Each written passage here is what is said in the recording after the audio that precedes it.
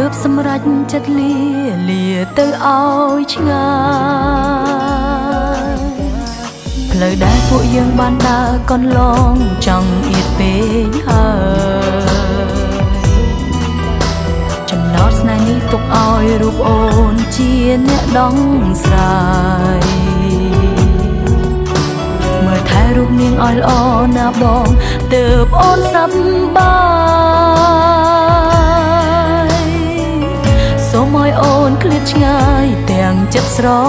ឡាញ់